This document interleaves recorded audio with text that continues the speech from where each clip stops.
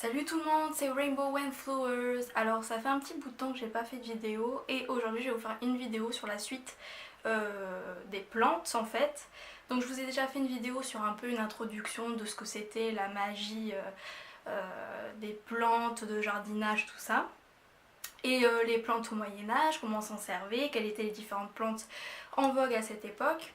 Et maintenant, je vais plutôt faire une vidéo sur la pratique et comment commencer concrètement votre jardin de sorcière. Donc la première chose à faire pour vraiment bien commencer votre jardin et ne pas faire le moins d'erreurs possible, c'est d'aller dans votre jardin ou votre balcon. Évidemment, si vous êtes en appartement, vous pouvez aller sur votre balcon et faire en fait un petit croquis de votre balcon sur les zones d'ombre et les zones ensoleillées que vous aurez tout au long de la journée.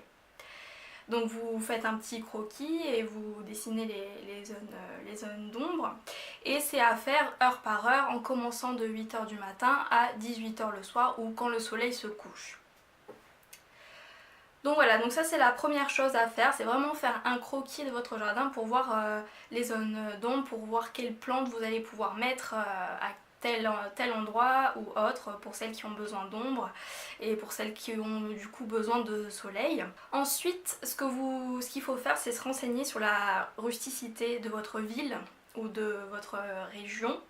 Donc la rusticité, qu'est-ce que c'est? C'est-à-dire les températures, les plus basses températures que vous pouvez retrouver en hiver pour voir un peu dans votre région quelles sont les températures et ensuite rechercher la température, la résistance de la plante, la rusticité de la plante que vous voulez planter dans votre jardin pour voir si elle adhère ou pas à votre climat dans votre ville.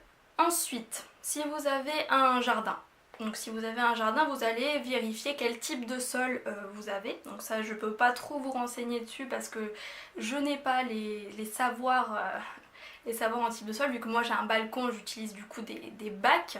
Et du coup, pour les bacs, j'utilise plutôt de la terre universelle, enfin du terreau universel. Donc du coup, je peux pas vous renseigner sur le type de sol que vous avez, mais vous pouvez trouver sur internet facilement les informations, ou vous allez directement en pépiniérie,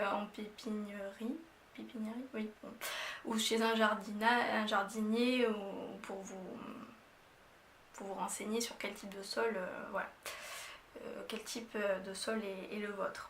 Donc une fois que vous avez fait ça, voilà, donc une fois que vous avez fait ça, un peu, vous avez vu les zones d'ombre, les zones ensoleillées de votre jardin ou de votre balcon durant la journée et que vous vous êtes renseigné sur votre type de sol, maintenant vous allez vous poser la question quel type de plante il me faut concrètement. Donc soit parce que vous avez envie que ce soit joli, dans ce cas là il faut opter plus pour des couleurs un petit peu, enfin ça dépend un petit peu, soit c'est par rapport à l'esthétisme, soit par rapport aux propriétés des plantes.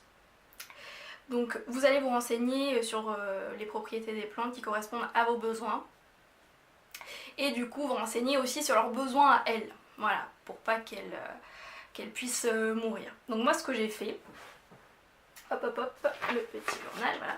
Donc j'ai fait un petit journal magique de plantes, donc alors, qui se présente comme ceci. Hop, alors attendez. Donc voilà. Donc ça, j'ai fait une liste de plantes en fait que j'aimerais bien planter sur mon balcon avec des mots-clés. Voilà, des mots-clés pour les plantes. Donc j'ai fait une partie fleurs et une partie herbes, vraiment herbes aromatiques. Donc par exemple dans mon jardin j'aimerais bien mettre de la rose, de la lavande, de la violette, des pensées, du muguet, du lilas, des œillets, tout ça. Et pour les herbes, le thym, menthe poivrée, armoise, sauge, tout ça. Donc voilà. Donc ça, c'est une première page. Et ensuite, j'ai fait une par une. Donc j'ai commencé par la lavande. Et j'ai fait en fait... j'ai fait en plusieurs parties. Là aussi, j'ai découpé en plusieurs parties. Avec une partie mythologie. Donc... quel dieu par exemple elle représente, tout ça, en magie du coup aussi, et le langage des fleurs. Donc c'est-à-dire quand vous offrez la lavande, qu'est-ce qu'elle symbolise la lavande en général. Donc voilà, le langage des fleurs avec l'élément qui lui correspond, la planète qui lui correspond et les divinités qui lui correspondent et éventuellement les chakras, si vous travaillez avec les chakras qui leur correspondent. Donc voilà, donc là j'ai fait à peu près ça pour toutes les fleurs. Donc voilà, donc là la rose.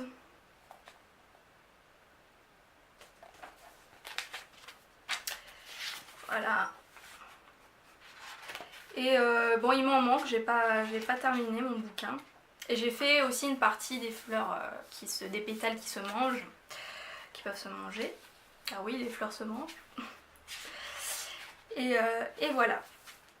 Donc vous pouvez faire un petit cahier comme ça, enfin vous n'êtes pas obligé de faire comme moi, mais moi ça me permet de mieux m'y retrouver et comme ça si je veux chercher quelque chose, je l'ai directement à portée de main, je suis pas obligée de chercher à droite à gauche pour ça, voilà. Donc voilà, j'espère que j'ai rien oublié. Puis j'espère que ça va vous servir et je vous dis à bientôt pour une prochaine vidéo. Et n'hésitez pas à commenter, à liker et à partager mes vidéos. Merci, ça serait très gentil à vous. Et je vous dis à bientôt pour une prochaine vidéo. Salut!